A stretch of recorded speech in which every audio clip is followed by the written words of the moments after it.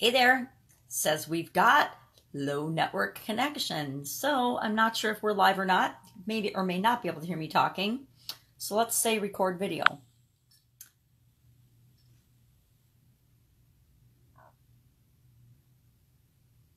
Let's go live.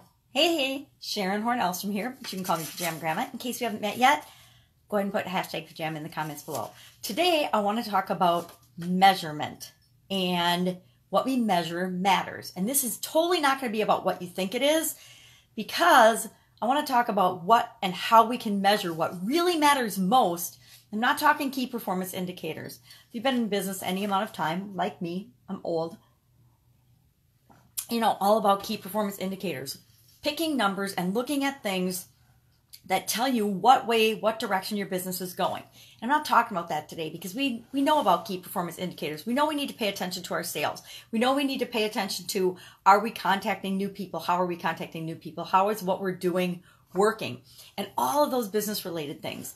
Those are important, but guess what? They're not the most important thing that we need to measure and pay attention to with respect to growing and supersizing our business. And so I create for myself these little cards and grids, and I want to share with you what I do and what I look at and what I measure and how I measure it, because I think that this is what is the secret ingredient. This is what makes the difference in whether your business is growing and supersizing and moving in the direction you want it to or not.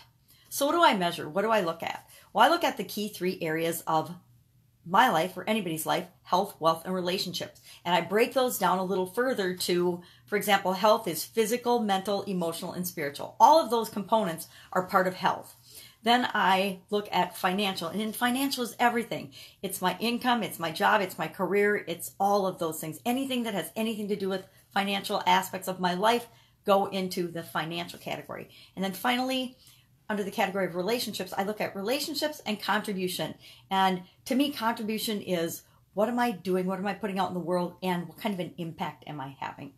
And then for each of those categories, I have 7 different categories. I call them the big 7: physical, mental, emotional, spiritual, financial, relationships, and contribution. And then across the top of my little grid, and I do this on an Excel spreadsheet, but I can't show you an Excel spreadsheet, so I went ahead and created it on a note card. I rate on a scale of 0 to 10, and it could be whatever you want. It might be 0 to 100. It might be 0 to 1,000. It could be 0 to 1,000,000. You get to make up whatever scale you want. I use 0 to 10 because I like to keep it simple. So from 0 to 10, I ask myself the first question, and I do this several times a year, and I'm thinking about experimenting with doing it daily, is having a little chart like this where I just fill it in daily and get my overall score, and I'll explain that in a minute. But what I look at is I ask myself, do I know what I want in this category? Physically, do I have a specific vision of what I want my physical health to be like? Do I have a vision of that? How much clarity and focus do I have around that? 0 to 10, if I've got it written down, if I've got a goal, it might be a 9 or 10. If it's a specific, clearly written, well-written goal, and it's got to be written down, then it gets to be a 9 or a 10. If it's not, if it's just something in my head, oh, I want to lose weight, that's like a 2, because that's not specific enough. I'm not clear on physically how I want my health to be. And then I do the same thing. I rate on 0 to 10. My mental health, do I have a goal for that? Do I have a vision of how I want to, my mental health, my thoughts and my learning and my continuous improvement to be? 0 to 10. My emotional health, how do I want to feel? Well, me, I want to feel love and joy pretty much all the time. So do I have a goal for that? If I have a goal for that, 0 to 10. Spiritually, what do I want to do and how do I want to impact my life spiritually? What do I want to learn about? What do I want to discover? How do I want to explore my spirituality? Financial, again, what do I want? Do I have a specific, focused, clear goal for what I want to achieve financially? Same thing with my relationships, and same thing with my contribution and impact. Then the next area that I look at and I rate on 0 to 10 is, how important is this to me? How important? Now, if I don't have a goal set, it's pretty hard to rate how important it is, but I might not, and because sometimes I don't have a spiritual goal set for myself.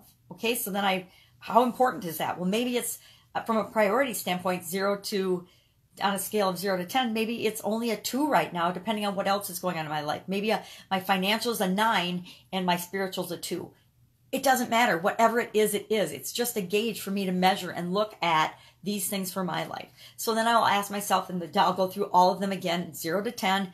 How important, how necessary is it that I work on this area of my life? And in different times of our life, different things are more or less important. When my kids were little, relationship and contribution was 9 and 10. It was really important. That was more important than work. That was more important than financial. That was more important than my health or my well-being.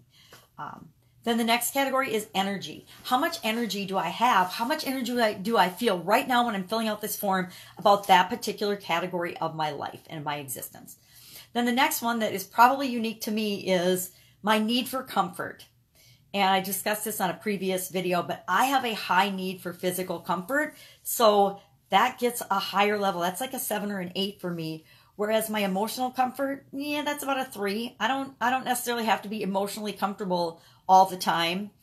Financially comfortable, that's about a 9 or a 10. I want to be financially comfortable. And relationships, you know, that's about a 5 for me. That can go either way, which is sad, but that's where I am right now.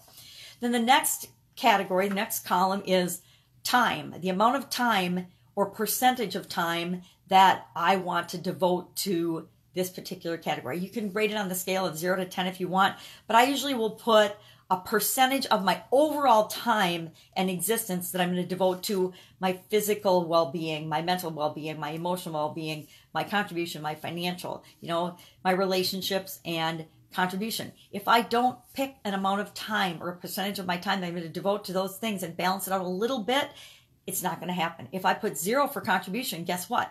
I'm not going to put any time or effort into contribution.